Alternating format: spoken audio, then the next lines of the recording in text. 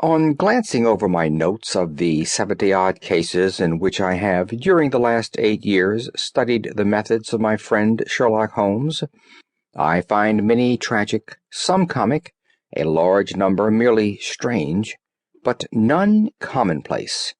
For working as he did rather for the love of his art than for the acquirement of wealth, he refused to associate himself with any investigation which did not tend towards the unusual and even the fantastic.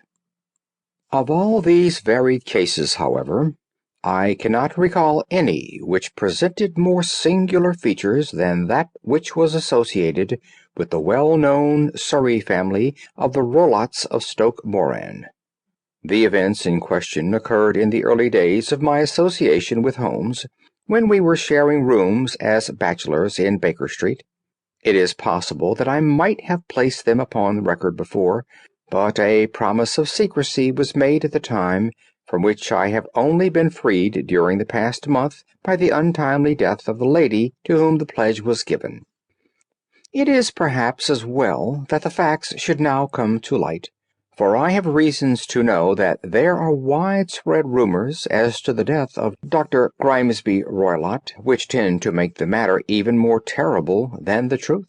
It was early in April in the year '83 that I woke one morning to find Sherlock Holmes standing, fully dressed, by the side of my bed. He was a late riser as a rule, and as the clock on the mantelpiece showed me that it was only 7:15, I blinked up at him in some surprise, and perhaps just a little resentment, for I was myself regular in my habits. "Very sorry to knock you up, Watson," said he, "but it's the common lot this morning. Mrs. Hudson has been knocked up. She retorted upon me, and I on you." "What is it, then? A fire?" "No, a client. It seems that a young lady has arrived in a considerable state of excitement, who insists upon seeing me. She is waiting now in the sitting-room. Now, when young ladies wander about the metropolis at this hour of the morning, and knock sleepy people up out of their beds, I presume that it is something very pressing which they have to communicate. Should it prove to be an interesting case, you would, I am sure, wish to follow it from the outset. I thought, at any rate, that I should call you and give you the chance." "My dear fellow, I would not miss it for anything." I had no keener pleasure than in following Holmes in his professional investigations, and in admiring the rapid deductions, as swift as intuitions, and yet always founded on a logical basis, with which he unravelled the problems which were submitted to him.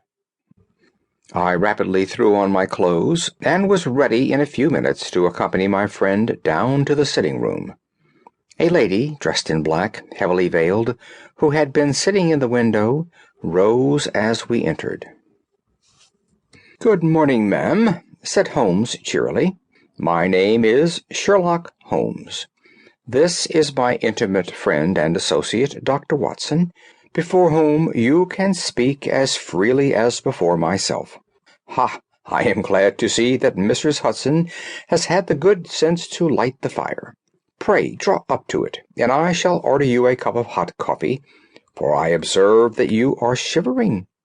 "It is not cold which makes me shiver," said the woman in a low voice, changing her seat as requested. "What then?" "It is fear, Mr. Holmes. It is terror." She raised her veil as she spoke, and we could see that she was indeed in a pitiable state of agitation. Her face was all drawn and gray, with restless, frightened eyes, like those of some hunted animal. Her features and figure were those of a woman of 30, but her hair was shot with premature gray, and her expression was weary and haggard. Sherlock Holmes ran her over with one of his quick, all-comprehensive glances. "You must not fear," said he soothingly, bending forward and patting her forearm. "We shall soon set matters right.